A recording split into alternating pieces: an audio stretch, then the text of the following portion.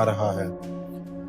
پیر غلام رسول نے سنجیدگی سے کہا، جنات کا حساب خون اور نسل سے ہوتا ہے بیٹی، تمہارے وجود میں وہی خون بہہ رہا ہے۔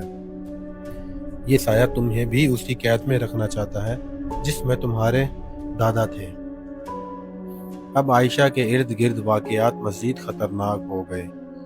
ایک رات مجاہد نے خود اپنی آنکھوں سے دیکھا کہ کمرے کی دیوار پر سائے کی لمبی انگلیاں رینگ رہی تھیں، جیسے کوئی اندر آنے کی کوشش کر رہا ہو۔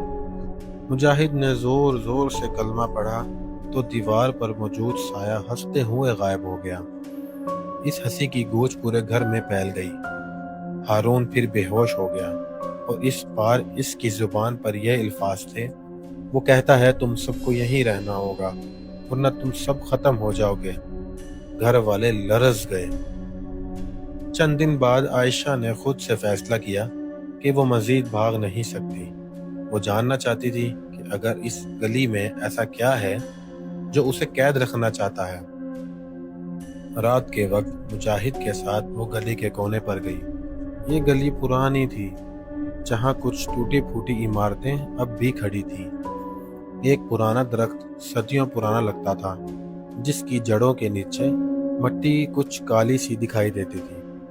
عائشہ جیسے ہی قریب گئی، اس کی آنکھوں کے سامنے منظر بدلنے لگا۔ اسے لگا جیسے وقت پیچھے پلٹ رہا ہو۔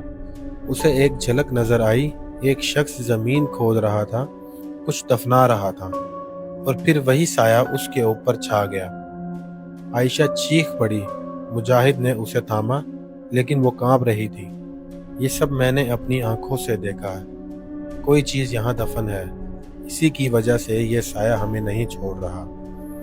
پیر غلام رسول نے ان سے کہا، اگر تم چاہتے ہو کہ یہ سایہ ہمیشہ کے لیے ختم ہو تو تمہیں اس جگہ پر جا کر قرآن کی تلاوت کرنی ہوگی، لیکن یاد رکھنا وہ سایہ تمہیں روکنے کی پوری کوشش کرے گا۔ اگر تم ڈر گئے تو یہ سب ختم ہو جائے گا۔ عائشہ نے ہمت باندھی۔ اس نے کہا، میں ڈر کے آگے ہار نہیں مانوں گی کبھی۔